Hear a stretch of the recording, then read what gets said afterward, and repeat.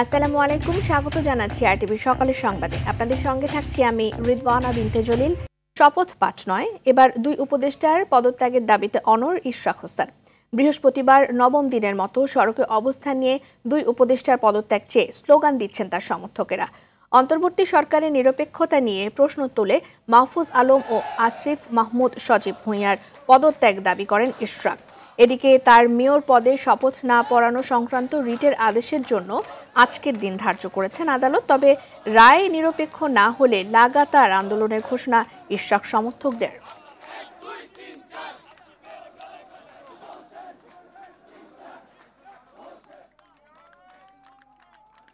ইতিহাসে আছে যৌক্তিক আন্দোলনের মুখে পরাজিত হয়, আন্দোলনের জয় হয় ইনশাল্লাহ। এইটাও আমাদের যৌক্তিক আন্দোলন, ইনশাল্লাহ আমরা জয়ী হব। যে সকল উপদেষ্টা মণ্ডলীর সদস্য আছেন তাদের অবশ্যই পদত্যাগ করে তাদের ওই সাংগঠনিক কার্যক্রমে অংশ নেওয়া উচিত। যে ইঞ্জিনিয়ার ইশরাক হোসেনকে যদি মেয়রের দায়িত্ব দেওয়া হয়, সে যদি দায়িত্ব নেয়, দায়িত্ব নেওয়ার পর বিগত ৬-৭ মাসের যদি তদন্ত করে, তাহলে এই ৬-৭ মাসের সিটি কর্পোরেশন থেকে হাজার হাজার কোটি টাকা তারা লুটপাট করে নিয়ে গেছে টেন্ডারের নামে। কমিশনের প্রথম ধাপের আলোচনায় সংস্কার বিষয়ে ঐকমত্য থাকলেও তা বাস্তবায়ন নিয়ে মতপার্থক্য দেখা দিয়েছে। ঐকমত্য কমিশনের সদস্য ডক্টর ইফতেখারুজ্জামান মনে করেন যে সংস্কার নিয়ে রাজনৈতিক দলের অবস্থান ইতিবাচক। দ্বিতীয় ধাপের আলোচনায় সমাধানের আশা করেন তিনি। আর রাজনৈতিক বিশ্লেষক ডক্টর মাহবুব উল্লাহ মনে করেন কিছু মৌলিক সংস্কার অন্তর্বর্তী সরকারের মেয়াদে আর বাকিগুলো ভবিষ্যতে বাস্তবায়ন করা প্রয়োজন। আতিকা রহমানের রিপোর্ট। রাষ্ট্র সংস্কার প্রশ্নে ঐকমত্য তৈরিতে রাজনৈতিক দলের সঙ্গে প্রথম পর্যায়ের আলোচনা শেষ হয়েছে। ৩৩টি দলের সঙ্গে আলোচনা করেছে কমিশন। বেশ কিছু প্রস্তাবে দলগুলো একমত হলেও মতপার্থক্য রয়েছে অনেক। সংবিধান সংস্কার, সাংবিধানিক কাউন্সিল গঠন, প্রধানমন্ত্রীর মেয়াদ সহ বিভিন্ন বিষয়ে ভিন্ন মত রয়েছে। সংস্কার আগে নাকি পরে নির্বাচন, এ নিয়েও রয়েছে বিতর্ক। রাজনৈতিক বিশ্লেষকরা বলছেন রাষ্ট্রের বৃহত্তর স্বার্থে সংস্কারের বিষয়ে রাজনৈতিক দলের একমত হওয়া জরুরি। তবে দীর্ঘমেয়াদী ও আইনি সংস্কার রাজনৈতিক সরকারের হাতে ছেড়ে দেওয়া উচিত। পরপর দুবারের পরে আর না।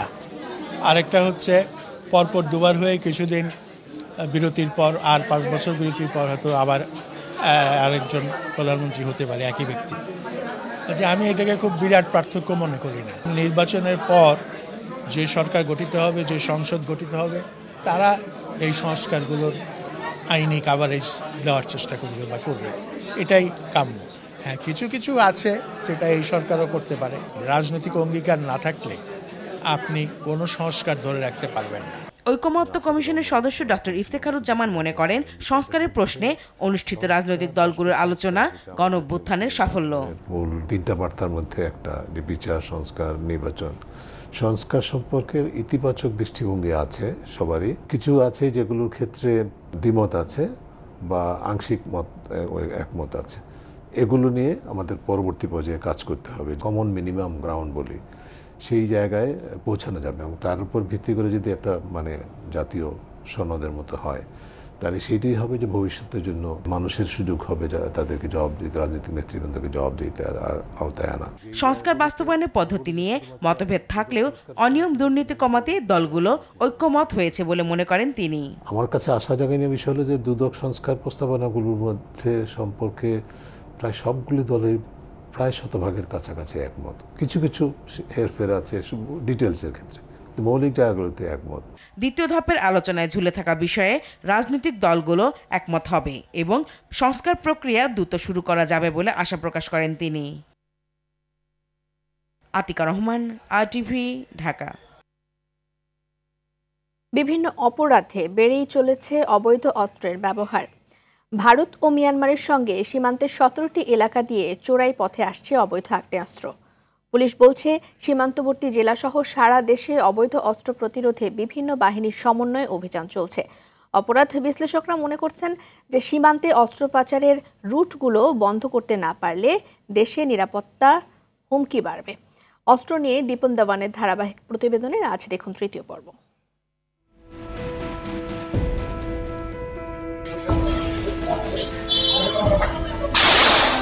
5 আগস্টের পর আইনশৃঙ্খলা পরিস্থিতি কিছুটা নাজুক হলে প্রকাশ্যে বেড়ে যায় অস্ত্রের ব্যবহার। কিশোর গ্যাং সহ নানা শ্রেণীর অপরাধীরা দাপটের সঙ্গে ব্যবহার করে অস্ত্র।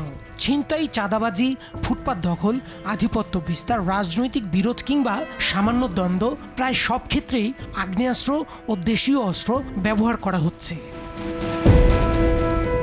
গোয়েন্দা তথ্য বলছে ভারত ও মিয়ানমার সীমান্তে রয়েছে উত্তেজনা। এর পাশাপাশি সীমান্ত এলাকায় আরাকান আর্মির তৎপরতাও সুবিধা এনে দিয়েছে অবৈধ অস্ত্র ব্যবসায়ীদের, যার প্রমাণ মেলে সাম্প্রতিক সময়ে আইন শৃঙ্খলা বাহিনীর অবৈধ অস্ত্র উদ্ধারে। অভিযানে রাইফেল, এলজি, পিস্তল সহ বিভিন্ন অস্ত্র ও গোলাবারুদ উদ্ধার হচ্ছে। পুলিশের এআইজি এনামুল হক সাগর বলেন, পুলিশের লুট হওয়া অস্ত্রের ব্যাপারে অভিযান চলছে। সীমান্তবর্তী জেলাগুলোতে যেন আমরা দেখে থাকি যে অন্যান্য যে সমস্ত আমাদের সংস্থা রয়েছে তাদের সাথে কিন্তু একটি সুসমন্বয়ের মাধ্যমে কিন্তু ওই জেলাগুলোতে কিন্তু আমাদের বিভিন্ন ধরনের কার্যক্রম পরিচালিত হয়ে থাকে। আমাদের পক্ষ থেকে ওই সীমান্তবর্তী জেলাগুলোতে কিন্তু বিশেষভাবে সতর্ক আমরা সবসময় থাকি, যাতে অবৈধ অস্ত্র যেটি বললেন বা মাদক যেটি বললেন, এটি যাতে সর্বাত্মক কারণে এটি প্রতিরোধ করা যায়। অপরাধ বিশ্লেষকদের মতে সীমান্ত এলাকায় নজরদারির অভাবে দেশে অবৈধ অস্ত্র ঢুকছে। আমাদের চারদিকে প্রায় ভারতের সীমান্ত, তারপর ওদিকে মিয়ানমারের সীমান্ত, এখান দিয়ে খুব সহজে অবৈধ অস্ত্র চলে আসে। আরেকটা হচ্ছে যে আমাদের 120 কিলোমিটারের বেশি হচ্ছে আপনার সমুদ্র, সেই সমুদ্র কিন্তু বেশিরভাগ সমুদ্র সীমান্ত কিন্তু অরক্ষিত। এই অবৈধ অস্ত্র যেটা, সেটা কিন্তু আপনার এই সমস্ত সীমান্ত দিয়ে আসে এবং সেইটা দিয়ে কিন্তু আপনার অপরাধগুলো হয়। হ্যাঁ, তো সেইটা নিয়ন্ত্রণ করার জন্য কিন্তু আপনার ব্যবস্থাটা দরকার। স্থল বা সমুদ্র সীমায় কঠোর নজরদারি করতে না পারলে অবৈধ অস্ত্রের অবাধ প্রবেশ ঠেকানো সম্ভব নয় বলেও মনে করেন সংশ্লিষ্টরা। দীপন দেওয়ান, RTV, ঢাকা। আসন্ন ঈদুল আজহা উপলক্ষে দ্বিতীয় দিনের মতো ট্রেনের অগ্রিম টিকিট বিক্রি শুরু করেছে বাংলাদেশ রেলওয়ে। সকাল 8টায় পশ্চিমাঞ্চলের টিকিট বিক্রি শুরু হয়েছে, আর দুপুর 2টায় শুরু হবে পূর্বাঞ্চলের টিকিট বিক্রি। আজ বিক্রি হচ্ছে 1 জুনের টিকিট। আগামী 27 মে পর্যন্ত দেয়া হবে আগাম টিকিট। এছাড়া ঈদের ফিরতি যাত্রার টিকিট বিক্রি শুরু হবে 30 মে থেকে। এদিন দেয়া হবে 9 জুনের টিকিট। এবারও অনলাইনে শতভাগ টিকিট বিক্রি করছে রেলওয়ে। সকালে পূর্বাঞ্চলের টিকিট ছাড়ার কয়েক মিনিটের মধ্যেই বিক্রি হয়ে যায় সব।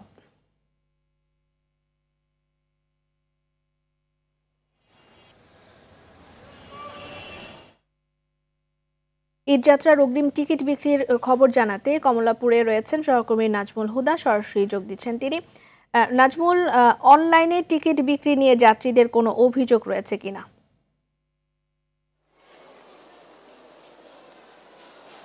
রেদনা, যাত্রীদের অভিযোগ তো আছেই। অনলাইনে এখনও বাংলাদেশের যারা রেলের যাত্রী রয়েছেন তারা টিকিট কাটতে অভ্যস্ত না, তো এ কারণে তাদের অভিযোগ রয়েছে। তারা মূলত অফলাইনেই টিকিট কাটায় স্বাচ্ছন্দ্য বোধ করেন, যদিও গত কয়েক বছর ধরেই শতভাগ টিকিট রেলওয়ে অনলাইনে বিক্রি করছে ঈদ যাত্রার ক্ষেত্রে। তো এবারও সেই ধারাবাহিকতায় অনলাইনে টিকিট বিক্রি হচ্ছে। গতকালকে থেকে অনলাইনে টিকিট বিক্রি শুরু হয়েছে। এই গতকালকে মূলত আগামী যে 1 জুন রয়েছে, সেই 1 জুনের টিকিট বিক্রি হয়েছে এবং আজকে দ্বিতীয় দিনের মতো টিকিট বিক্রি হচ্ছে। আজকে 1 জুনের টিকিট বিক্রি হবে এবং এভাবে পর্যায়ক্রমে 27 মে পর্যন্ত ট্রেনের অগ্রিম যাত্রার টিকিট বিক্রি হবে। এছাড়া আমরা একটু রেলের কর্মকর্তাদের সাথে কথা বলেছি। কিছুক্ষণ আগে আমরা দেখেছি যে ঈদযাত্রা নির্বিঘ্ন করার লক্ষ্যে কমলাপুর রেল স্টেশনে আজকে বাংলাদেশ রেল মন্ত্রণালয়ের সচিব এবং বাংলাদেশ রেলওয়ের ডিজি তারা আসবেন এবং খুব শীঘ্রই তারা এই ব্যাপারে আইন শৃঙ্খলা রক্ষাকারী বাহিনীদের সঙ্গে নিয়ে তারা মিটিং করবেন এবং তারা ঈদযাত্রা স্বাচ্ছন্দ্য করার জন্য তারা আজকের মিটিংটা করবেন। আপনাকে একটু জানিয়ে রাখতে চাই, আমাদের রেল ভবনের যারা কর্মকর্তা রয়েছে তারা জানিয়েছেন যে আগামী 4-5 জুনের ট্রেনের টিকিটের চাহিদা সবচেয়ে বেশি থাকবে এবং প্রতিদিন সকাল 8টায় মূলত পশ্চিমাঞ্চলের টিকিট ছাড়া হয় এবং টিকিট ছাড়ার কয়েক মিনিটের মধ্যেই একদম বিপুল সংখ্যক মানুষের হিট পড়ে এবং এতে কয়েক মিনিটের মধ্যেই রেলের সব টিকিট উধাও হয়ে যায়। এ কারণে অনেকেই টিকিট কিনতে না পেরে তারা তাদের উষ্মার কথা জানিয়েছেন আমাদেরকে। এছাড়া অনলাইনে যারা টিকিট ক্রয় করেন, আমরা অনলাইন বিভিন্ন গ্রুপেও দেখি যে যারা অনলাইনে টিকিট ক্রয় করেন তারাও তাদের অভিযোগের কথা জানান। তারা 2-3 মিনিটের মধ্যে সব টিকিট শেষ হয়ে যায়, সেক্ষেত্রে বড় একটা অংশই আসলে অনলাইনে টিকিট কাটতে পারে না। এছাড়া অফলাইনেও টিকিট কাটার কোনো সিস্টেম না থাকায় এবার কমলাপুর রেল স্টেশনে তেমন কোনো বুথও টিকিট কাউন্টারও কোনো অগ্রিম টিকিট বিক্রি হচ্ছে না। তবে ঈদযাত্রা উপলক্ষে স্ট্যান্ডিং টিকিট বিক্রি হবে 25%। স্ট্যান্ডিং টিকিট অনলাইন থেকে পাওয়া যাবে না, এটা সরাসরি কমলাপুর স্টেশন থেকেই কিনতে হবে। তো বাংলাদেশে এবার ঈদযাত্রা উপলক্ষে 10টি স্পেশাল ট্রেন চালানো হবে এবং এই স্পেশাল ট্রেনের টিকিট কিন্তু আবার অফলাইনেই পাওয়া যাবে। তো এছাড়া এই ছিল কমলাপুর স্টেশন থেকে সর্বশেষ। নাজমুল, ধন্যবাদ আপনাকে। রাতভর বৃষ্টি হয়েছে সিলেটে, রয়েছে উজানের পাহাড়ি ঢলও। এ অবস্থায় জেলা সীমান্তবর্তী 4 উপজেলার নিম্নাঞ্চল প্লাবিত হওয়ার আশঙ্কা দেখা দিয়েছে। তবে আবহাওয়া অধিদপ্তর বলছে আগামী 2 দিনের মধ্যে সুরমা ও কুশিয়ারার পানি বিপদসীমা অতিক্রম করার আশঙ্কা নেই। কুড়িগ্রামে কমছে তিস্তা সহ বিভিন্ন নদ নদীর পানি। বৃষ্টিপাত না হওয়ায় শেরপুরের সীমান্তবর্তী পাহাড়ি নদী সোমেশ্বরী, মহারশী, চেল্লাখালী এবং ভোগাইয়ের পানি কমে বিপদসীমার নিচ দিয়ে প্রবাহিত হচ্ছে। তবে নতুন করে ভারী বৃষ্টি হলে জেলায় আকস্মিক বন্যার শঙ্কা রয়েছে। এছাড়া পানি কমেছে ময়মনসিংহেও।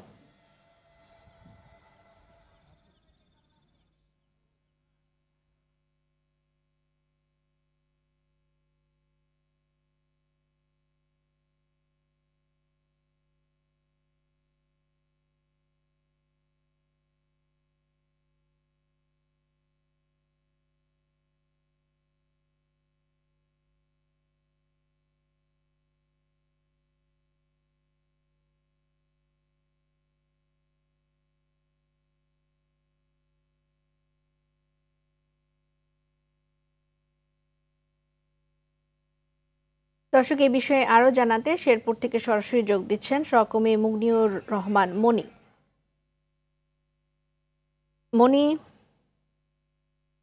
মনি, আমরা দেখেছি যে বেশ কিছু নদীর পানি ইতিমধ্যে বিপদসীমার নিচ দিয়ে প্রবাহিত হচ্ছে, তো বৃষ্টিপাত হলে আবার শঙ্কা রয়েছে। সবকিছু মিলে একটু জানতে চাই শেরপুরের অবস্থা।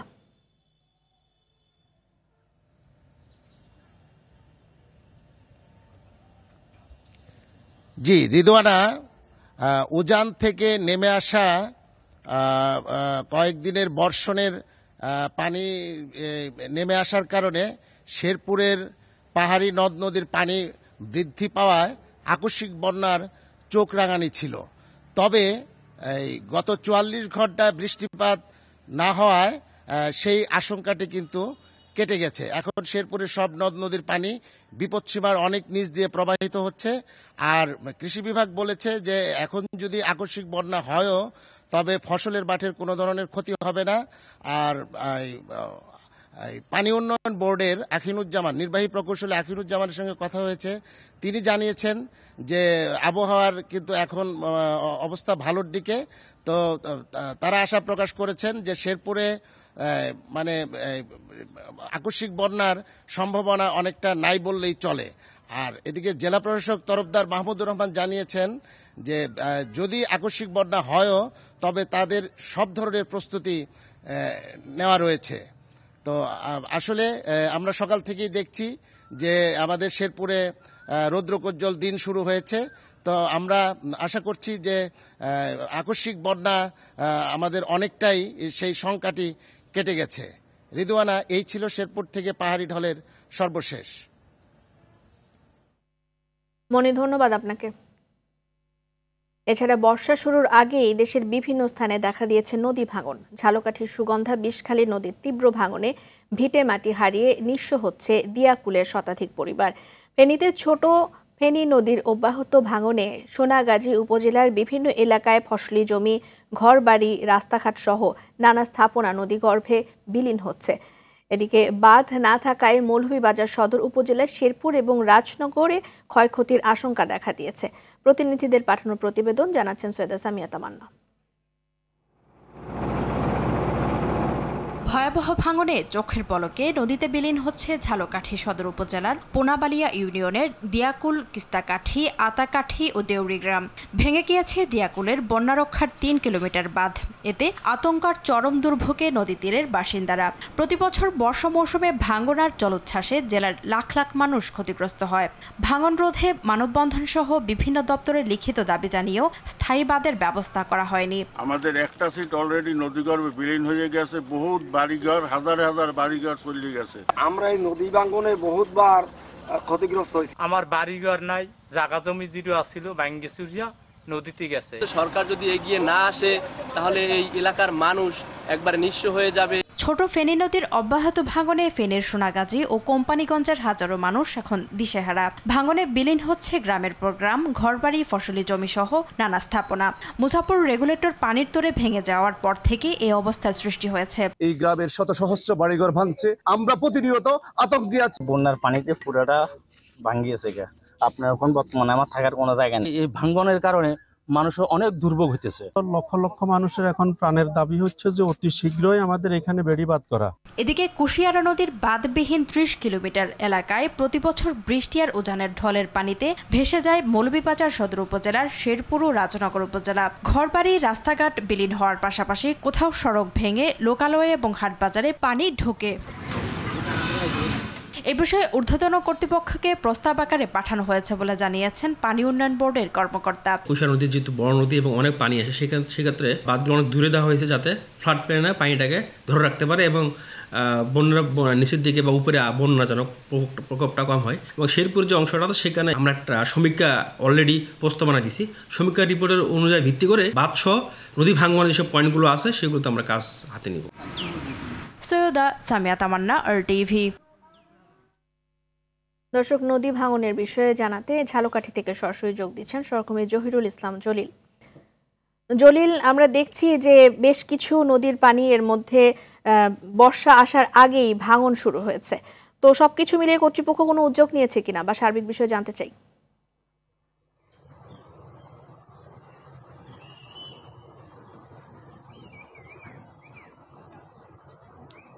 রেদওয়ানা যেমনটি জানতে চেয়েছিলেন, ঝালকাঠি জেলা 4টি উপজেলা নিয়ে গঠিত ঝালকাঠি জেলা। তবে ঝালকাঠি জেলাটা পুরো জেলাটাই কিন্তু নদী বেষ্টিত, চারিদিকে নদী, সুগন্ধা, বিষখালী নদীর পাড়ে ঘেঁষিত এই জেলার। ইতিমধ্যে আমরা যেটি লক্ষ্য করতে পেরেছি, বর্ষার মৌসুম শুরু হওয়ার প্রথম দিকেই কিন্তু ঝালকাঠি সদরের দিয়াকুল এবং রাজাপুরের চর পালট এবং নিজামিয়া এবং বাদুরতলা এলাকা ভাঙন শুরু হয়েছে। এছাড়া কাঠালিয়া উপজেলার যে আমুয়া, সেখানে ভাঙন শুরু হয়েছে বিষখালী নদীতে। তাছাড়া নলছিটি উপজেলার যে মালিপুর, মল্লিকপুর, তাছাড়া ভবানীপুর এলাকা ভাঙন শুরু হয়েছে। তবে এইসব অঞ্চলের মানুষের কিন্তু দীর্ঘদিনের যে দাবি ছিল যে ঝালকাঠি এবং নলছিটির যে ভাঙন কবিত এলাকাগুলো রয়েছে, এটি স্বাধীনতার পূর্বে থেকে কিন্তু এই নদী ভাঙনে এলাকার লোকজন ব্যাপক ঘর বাড়ি জমাজমি হারিয়ে তারা পথে বসেছেন। এমনকি তারা দিনমজুর করে এখন অন্যের বাড়িতে আশ্রয় নিয়েছেন অনেকে, আমরা যেটি দেখতে পেয়েছি। তবে তারপরেও কিন্তু যে স্থায়ী কোনো বেড়িবাঁধ বা নদী ভাঙন যে নদী শাসন, সে ব্যাপারে পানি উন্নয়নের বোর্ড কোনো রকম উদ্যোগ গ্রহণ করেননি। তবে এলাকার মানুষের শুধু একটি দাবি যে জিও ব্যাগ বা ফালা এবং যে নদীর পাড়ে দেয়া, এগুলো থেকে বিরত থেকে যদি স্থায়ী বাঁধ দেওয়া হয়, সেই স্থায়ী বাঁধগুলো দিলে পরে যে নদী ভাঙন রোধ হবে, সাধারণ মানুষের যে জমি জমা প্রতিনিয়ত হারাচ্ছেন তার থেকে তারা পরিত্রাণ পাবেন। তবে আমরা যেটি লক্ষ্য করতে পেরেছি যে দিয়াকুল এলাকায় কিন্তু যে ভাঙন শুরু হয়েছে, সেই ভাঙনে 3 কিলোমিটার যে বেড়িবাঁধ, নদী রক্ষার যে বেড়িবাঁধ, সেই বেড়িবাঁধটিও ভেঙে গেছে। ওখানের লোকজন যে বন্যা আসতেছে এতে আতঙ্কিত হয়ে পড়েছে যে তারা এই বন্যায় কিভাবে তারা থাকবেন, এলাকা প্লাবিত হয়ে যায়। তবে আমরা পানি উন্নয়ন বোর্ডের সাথে কথা বলেছি। পানি উন্নয়ন বোর্ড বলছেন 7টি পয়েন্টে ইতিমধ্যে কাজ শুরু করেছেন। বাকি যে কাজগুলো আছে তারা সার্ভে করে কর্তৃপক্ষ কিছু উদ্যোগ নেবেন খুব শীঘ্রই, তেমনটাই আশা করছি আমরা। ধন্যবাদ জলিল আমাদের সাথে যুক্ত হবার জন্য।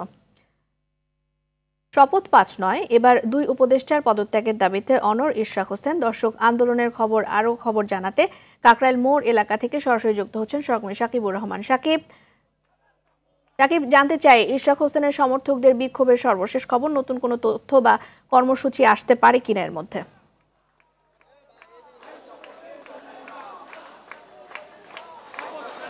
রিদওয়ানা, আসলে ইশরাক হোসেনকে মেয়র পদে বসানোর এবং তার শপথ নেয়ার দাবিতে যে আন্দোলন সংগ্রাম চলছিল বিগত 7 দিন ধরে, আজকেও কিন্তু সেই আন্দোলন চলছে এবং গত রাতে কিন্তু ইশরাক হোসেন সেই আন্দোলনে তাদের নেতাকর্মীদের সঙ্গে যোগ দিয়েছিলেন এবং সেখানে ঘোষণা দিয়েছেন ছাত্র যে 2 জন উপদেষ্টা রয়েছেন তাদের পদত্যাগ করতে হবে।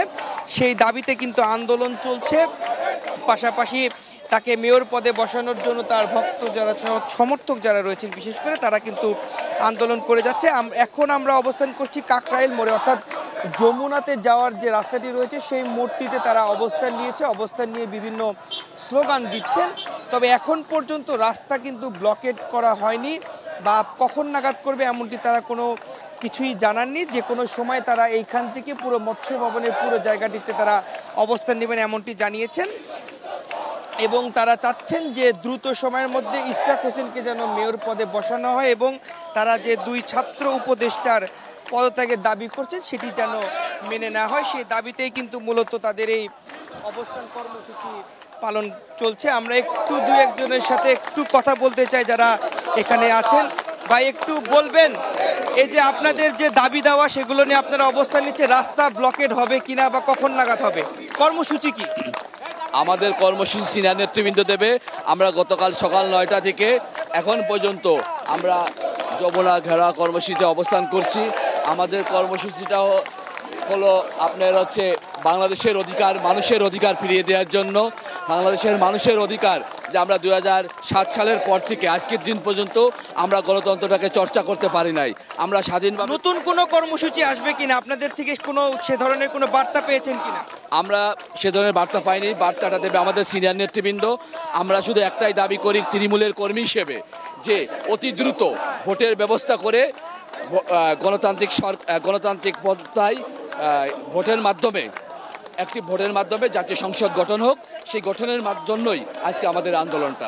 আসলে যেমনটি শুনছিলেন যে তারা চাচ্ছেন যে দ্রুত সময়ের মধ্যে যাতে জাতীয় নির্বাচন দেওয়া হয় সে দাবি করছেন এবং ছাত্রদের যে উপদেষ্টা রয়েছে তাদের পদত্যাগ করতে হবে। পাশাপাশি ইশরাক হোসেনকে দ্রুত সময়ের মধ্যে শপথ পাঠ করিয়ে মেয়র পদে বসাতে হবে। তো এই ছিল এখন পর্যন্ত আমার কাছে কাকরাইল মোড় থেকে। পরবর্তী যদি তারা রাস্তা ব্লকেট করে বা নতুন কোনো কর্মসূচি দেয় সেটি আমরা দর্শকদেরকে জানিয়ে দেব, আমরা যোগাযোগ করব। ধন্যবাদ শাকিব আপনাকে। আগামী ডিসেম্বরের মধ্যেই জাতীয় নির্বাচন হওয়া উচিত বলে মনে করেন সেনাবাহিনীর প্রধান জেনারেল ওয়াকারুজ্জামান। নির্বাচন বিষয়ে তিনি আগের অবস্থানেই রয়েছেন বলেও জানিয়েছেন। বুধবার ঢাকা সেনানিবাসের সেনা প্রাঙ্গণে আয়োজিত অফিসার্স অ্যাড্রেসে তিনি এসব কথা বলেন। এতে ঢাকায় অবস্থানরত সেনাবাহিনীর বিভিন্ন পর্যায়ের কর্মকর্তারা অংশ নেন। অনুষ্ঠানে জাতীয় নির্বাচন ছাড়াও মানবিক করিডোর, চট্টগ্রাম বন্দরে কন্টেইনার টার্মিনাল এবং সংস্কার সহ সমসাময়িক বিভিন্ন বিষয়ে উঠে আসে।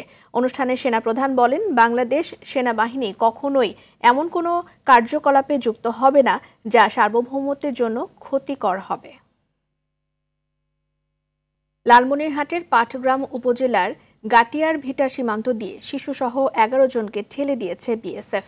গত রাতে ভারতীয় কাঁটাতারের বেড়ার গেট খুলে তাদের বাংলাদেশে ঠেলে দেয় বিএসএফ ও ভারতীয় পুলিশ। আটকের পর স্থানীয় বিজিবি ক্যাম্পে রাখা হয়েছে তাদের। আটককৃতদের মধ্যে 4টি শিশু এবং 7 জন নারী রয়েছে।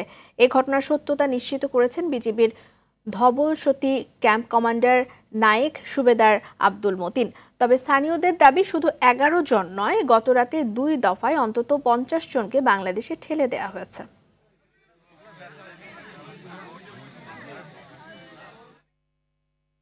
একদিন বন্ধ থাকার পর ব্রাহ্মণবাড়িয়ার আখাউড়া স্থলবন্দর দিয়ে ভারতে আবারও মাছ রপ্তানি শুরু হয়েছে।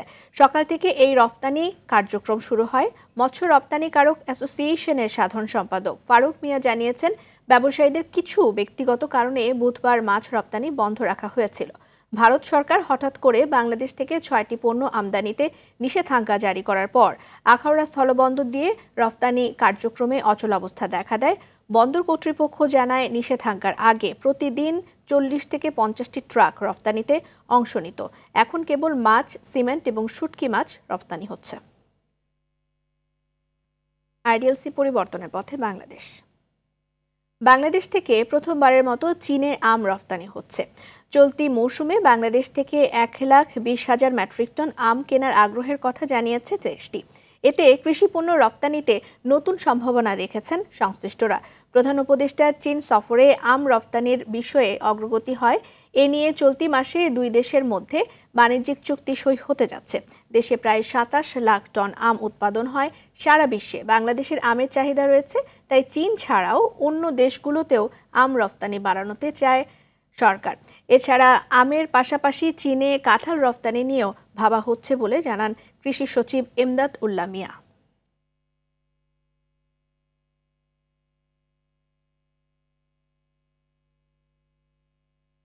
আন্তর্জাতিক প্রসঙ্গ, ভারতের ছত্তিশগড়ে আইন শৃঙ্খলা বাহিনীর সঙ্গে মাওবাদী বিদ্রোহীদের বন্দুকযুদ্ধের ঘটনায় গোষ্ঠীটির এক শীর্ষ নেতা সহ অন্তত 27 জন নিহত হয়েছেন।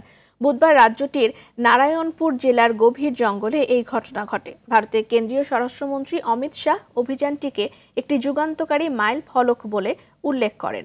পাশাপাশি এতে অংশ নিয়ে আইন শৃঙ্খলা বাহিনীর প্রশংসাও করেন। ভারতে কয়েক দশক ধরে আইন শৃঙ্খলা বাহিনীর সঙ্গে মাওবাদী বিদ্রোহীদের সংঘাত চলছে। এতে এখন পর্যন্ত প্রায় 12,000 মানুষ নিহত হয়েছেন। এদিকে সোশ্যাল মিডিয়ায় পাকিস্তানের পক্ষে পোস্ট দেয় শতাধিক ভারতীয় নাগরিককে গ্রেফতার করেছে দেশটির পুলিশ। যুদ্ধবিধ্বস্ত গাজা ভূখণ্ডে নতুন করে দখলদার ইসরায়েলি বাহিনীর হামলায় অন্তত 93 ফিলিস্তিনি নিহত হয়েছেন।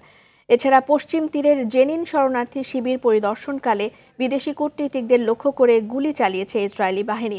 এ ঘটনায় আন্তর্জাতিক মহলে নিন্দার ঝড় উঠেছে। এদিকে আবারও গাজা ভূখণ্ড দখলের হুঁশিয়ারি দিয়েছেন ইসরায়েলের প্রধানমন্ত্রী বেনিয়ামিন নেতানিয়াহু। তিনি জানান, ফিলিস্তিনের স্বাধীনতাকামী গোষ্ঠী হামাসকে পুরোপুরি নির্মূল না করা পর্যন্ত গাজায় সামরিক অভিযান অব্যাহত রাখবে তারা।